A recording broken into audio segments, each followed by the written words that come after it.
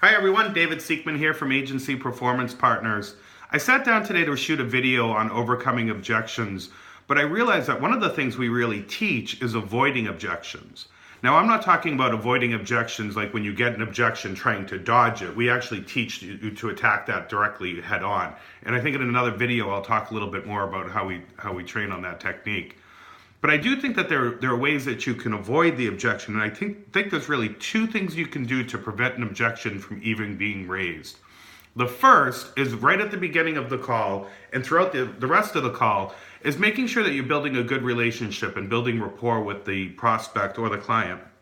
I think what this does is that most objections really are about trust. And the person wanting to take a minute, wanting to test you, wanting to think about what they're about to do before they just jump in and do it. So by having that relationship and building the trust with the person, they're not even going to question whether they should do business with you. They in fact want to do business with you. So when you get to the point where you're presenting the quote and asking for the business, it's really a formality at that point. They're really just waiting to sign the application.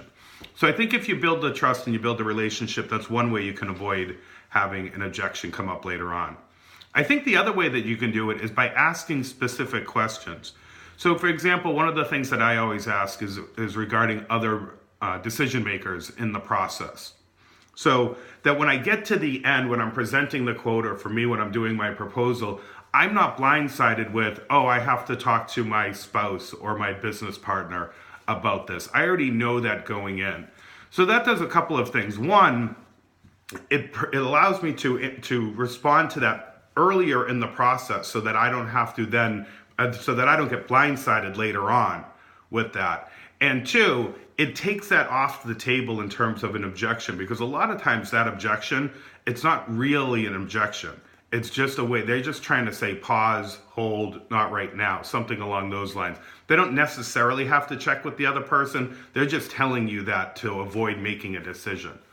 So I think if you ask them up front about other decision makers, that's one way to avoid that objection. And I think there are questions that you can ask on every objection that you potentially could get. You can ask about price. You can ask why they're shopping. You can ask different questions early on in the process that are all aimed at avoiding your top 5 to 10 objections later on.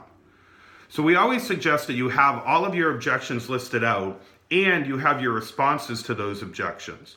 I would add that what you should do is add a question that comes way earlier in the process that will help you avoid the objection. So you have a question to avoid the objection itself, and then your response if you do get the objection. These are part of the techniques we teach here at Agency Performance Partners, really as part of our Apex sales program. If you are interested in learning more about that, please contact me either using the contact link or reach me at david@agencyperformancepartners.com or 401-332-8904. Thanks a lot. Have a great day.